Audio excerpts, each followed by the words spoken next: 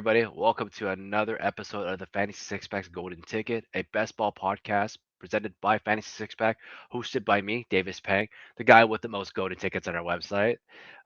Before we get started, though, I want to invite everybody to becoming, once again, an all access member to Fantasy Six Packs. This is our award winning rankings, draft sheets, projections, betting tools, and other great content. You can get all of this by subscribing to us on a monthly basis. And best of all, you get access to the analyst directly on our Discord where you can get custom advice for your leagues. Go to fantasy6pack.net/plans to sign up today. And I mean it. Like, seriously, come on in, check us out. We do answer questions all the time, whether it's Dynasty, Redraft, DFS, Best Ball, betting questions. Like, give us a ping. Another set of eyes on a bet, another set of eyes on a draft pick can mean wonders. So please feel free to use us, subscribe, become an all access member. With that out of the way, guys, let's start on with our topic today. We'll be talking about Best Ball Beginner's Guides Part 2. If you haven't seen the first one, I please recommend that you do. I also put an article for my Part 1 and my Part 2. This is just a video version and with some visual aids to help you kind of get through the process if you're not understanding what I'm doing. Topics I'm going to cover today are contribution points versus dead points, rankings and projection and my overall projection sheet so you can see how I come to my rankings, right? I do cover a lot of this, and if you ever want to get in depth with me, catch me on Twitter, catch me in the Discord. I have no qualms sitting there and just spouting fancy football, and then of course best ball that goes along with it. So that being said, let's talk about contributions versus dead points.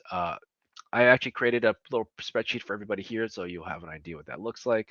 Let's share screen really quick.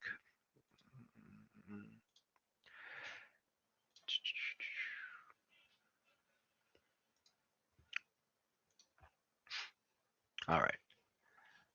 So this is something that I created a little while ago to kind of give myself and anybody else that is interested in getting better at best ball, um, well, what this means. So that being said, I created a sheet here, and this was for Deontay Johnson versus Christian Watson. When we look at it, it'll have the stat lines for Deontay Johnson weeks 1 through 18, Christian Watson through week 1 through 18. Things I will not include in here are bye weeks because that doesn't make sense. They had separate bye weeks. Doesn't apply. That being said, first things first, this will cover points scored on that week. So in week 1, he scored 9 points. Week 2, he scored 10.7. Week 3, he scored 12.4. All right, these are all half PPR score because this is what Underdog is based off their scores. We'll do this a field of 10.5. Field of 10.5, if you don't know what that means, it's basically that the average contribution rates on a weekly basis. We'll zoom in a little bit, make sure that you can see it. So on average, we know a contribution for position is 10.5 points a week, meaning that you need 10.5 points per week to hit your flex. If you are scoring anything less than that in your flex, you're more likely scoring less and just losing that week anyways. So it's very rare that you can have two positions go under 10 points and still be, I would say, competitive that week. That's probably the best way to look at it. And then the subtraction of points of how much did they go over.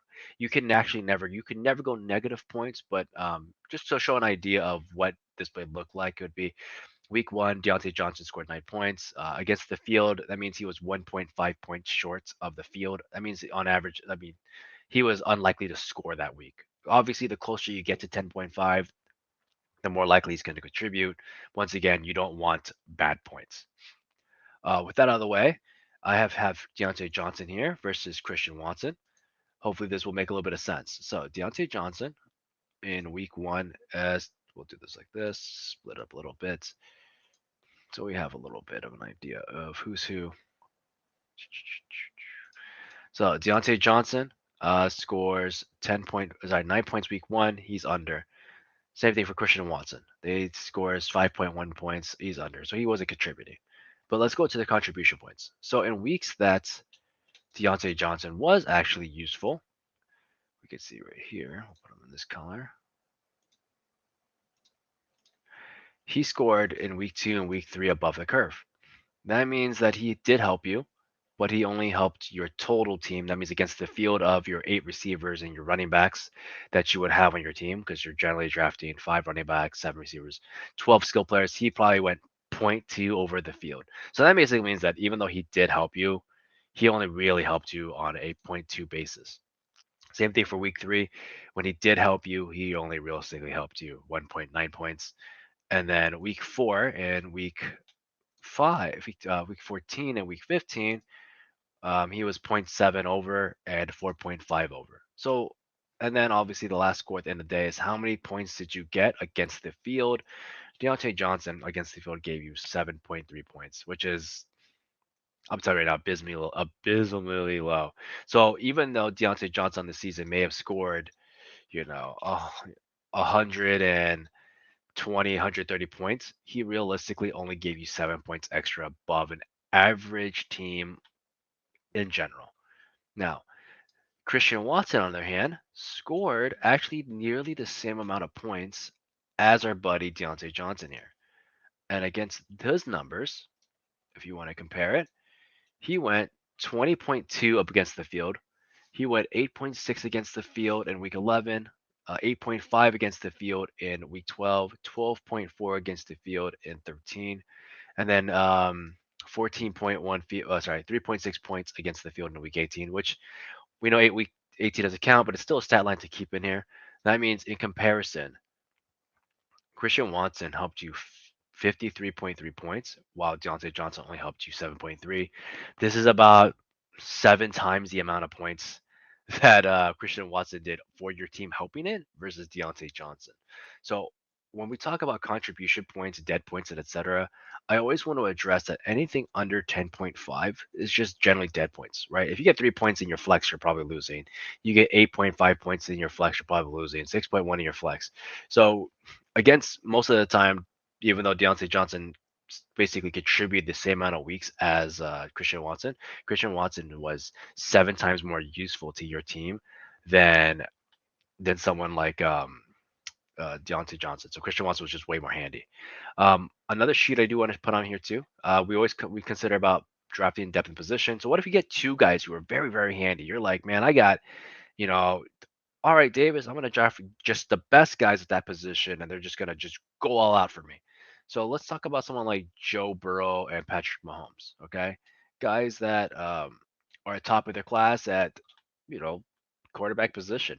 They are on average scoring against above the field. The field at quarterback is 18.5 points. These guys beat the field probably like 13 out of 17 weeks. They're generally just very handy to have. But rather than just talking about how good are you against the field, because I'm talking about contribution points, we can go a little bit further and say, well, I want to know about my diminishing returns on them. Is there a negative to overspending at these guys? Like, should just take these guys because I know they're going to be handy? Well, here's the thing. I did the math on this too. So this is last season's Patrick Mahomes points versus Joe Burrow's points.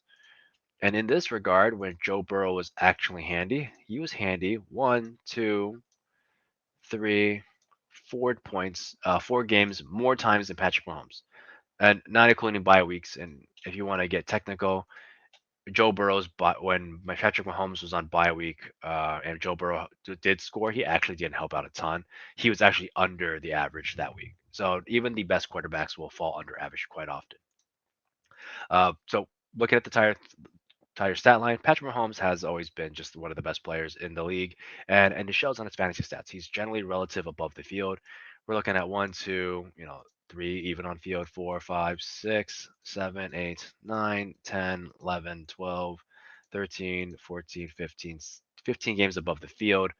I think Joe Burrow was like 10 games above the field, but when we compare them, well, how much did Joe Burrow really help? Joe Burrow, on average, drafting, if you take Patrick Mahomes in round 2, round 3, would you take Joe Burrow round 4, round 5? He only realistically contributed to your team a total of 37.3 points, which in the grand scheme of things is actually very low when you need to have the closest amount of getting 1,600 points on the season. Your goal is to get 1,680 points per team that is drafted. Anytime you're deviating from that, your team is probably going to draw dead. So showing that again, he outdid Patrick Mahomes in week 4. Sorry, take that back. He did better than him in week 3, week 6, week 7, and week 13. Now, mind you, even though he did better than him, it wasn't like Patrick Mahomes did terrible. He did still had 22 points in week 6, 28 points in week 7, and about 20 points in week 13. So he was barely above the field, wasn't something super crazy, but it wasn't as bad as we think it is. So you're only getting 37 points there, which when you could be drafting a great receiver, a great running back, or even a great tight end who is going to contribute 40, 50, 60, maybe 80, even 100 more points than something else in the position. So overpaying sometimes to get these guys that may not assist you in your position kind of shows this. So don't overstack your positions, especially for onesies and twosies like quarterback and tight ends. And just know that these are what diminishing returns tend to look like. So even when you are trying to make sure you're buying these guys that, well, if I get the two elite quarterbacks, how does this actually help? Just know it doesn't help as much as you think it does. Um, Without further ado, I'm going to take this off and we're going to go look at my rankings and kind of the idea of how I got to my rankings. Mm, mm, mm, mm, mm.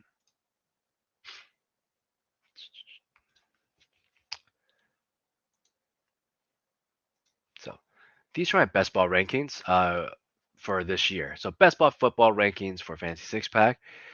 Well, I'll tell you this right now. These are for underdog scoring, so it's half PPR, and I have gone quite a bit for it. So items that I focused on this year were contribution points, weeks. How often does someone contribute to my team?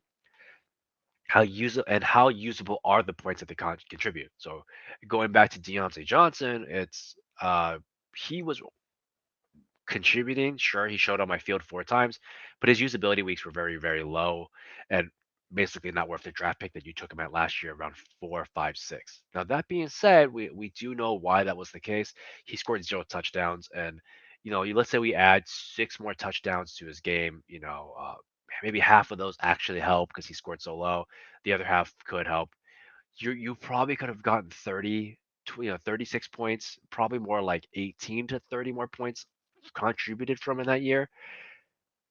It would still have been lower than Christian Watson. So even if you add the 36 extra points that you could have gotten, because he's such a half PPR, multiple catches kind of guy, you still would not have outdone yourself with than Christian Watson, who put up 53 points last year. Um, so it's just something to consider, something to think about. Secondly, I like to count spike week ratings. This player's spike week history and their odds of going above 15 points a season. I have measured the last few years. My goal is to measure the ones that I can, and then overall total points on the season. This will also account for projected missed games or games to be missed. The rankings are on the website. I recommend you checking them out. And like I said, it won't look correct to you if you're only looking at based on total points. Um, we're only here to look at position by position, and we're looking at how often does this guy contribute? If he contributes, how much further is he contributing against the field? Is he just going off and I'm just getting all the love out of it?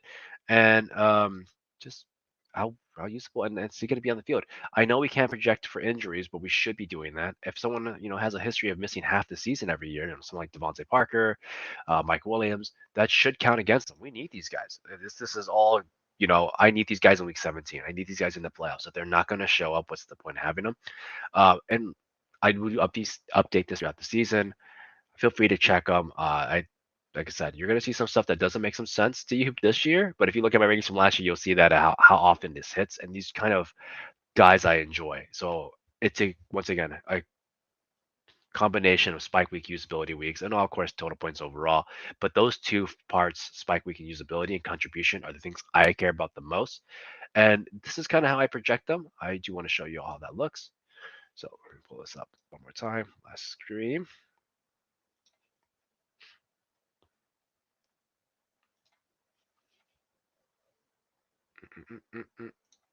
All right. So this is one of the ones I did earlier in the season. I would like to thank Keith from our Fantasy Six Pack crew for helping me out with this projection boards to kind of get these started. I project out Cincinnati Bengals. So things that I like to look at is how many weeks a person has contributed. So I can tell you right here from the stat line, minus the game that Buffalo Bills gets canceled, Joe Burrow has contributed 10 out of his 16 games. Okay. And when he contributes, what is his range of contributions? We know this is 18.5 is the ground we want to get to. His range is from 17 to 25. So I usually use a zero point 0.2 metric on everything. I just put everything at 120%. So your range of outcomes on any given week for Joe Burrow is generally 17 points to 25 per week. And if you know he's contributing, that he's contributing anywhere in between this. And on his very good weeks, he's doing 25. And even in some cases, maybe he throws an extra touchdown. He goes 28, 29, 30 points. We've seen this, but calculating that is always the hardest part. But just know that I am calculating that's his overall case. Same thing for his wide receivers. One of the biggest diamonds in the rough this year, in my opinion, is T. Higgins, a guy that has shown up every single year. And because he's missing 3 games or 4 games and was a decoy actually in 2 of his games in the last NFL season, people just don't think he's that great. But when I pulled up his numbers, T. Higgins has contributed 10 out of the 14 weeks played last year. So 10 out of the 14 weeks, this man was contributing. And sure, Jamar Chase was injured some games, but I have to count the games that he was just a decoy, where he just was signed on there and actually went out. He was 10 out of 14 games. His range of outcomes were generally between 15 points. So some weeks he was going for 12, some games he was going for 18. He can go for 20. We do know this. Any of these star level players can, but you're generally averaging what he's going to be at 12 to 18 per week, and he's contributing against 10 out of 14 games last year. So if he would have played those 3 extra games, his stat line would be a lot better than we think. And then his points against the contribution field, on average, when he's contributing, he's about 4.5 points more per week on a total average, but he'll probably finish higher than that if he plays his entire season. And then last but not least, I look at spike week ratings and where I think their value is for buy. When I did these rankings before, spike week rating for Jamar Chase, we know he's one of the best spike week guys of all time. So he gets a 5 out of 5. T. Higgins, 4 out of 5. And then the buy rating, I think that Jamar Chase is obviously even at the field for buy. And I think T. Higgins actually he's about even at the field at buy. So he's an even at field for me. So if anybody in the middle, 3 out of 5 is someone like, hey, this is worth a buy in his position. I probably would actually end up boosting him because I do believe that even though he's wide receiver, because he is wide receiver 14, we have to kind of get the idea of what does wide receiver 14 look for like for him, and where does that kind of apply to his current price. I think there are running backs that can outscore his total need settings, but based on wide receiver 14, I think he's at about even value right now. So this is kind of how I overall look at every single player. And same thing for Tyler Boyd, 5 contribution weights out of 618, and then he only contributed 1.88 points over the field. So once again, guys, I'd like to recommend you to go check out our Fantasy Six Pack website. Check out my rankings. My goal is to not just give you total points. My goal is to give you guys that matter, the points, the system that matters to help you win these contests. If you have any questions, become an All Access member. Reach out to us. Follow me on Twitter at PengsPicks, and we're gonna help you win some money. Have a good day. See you all later.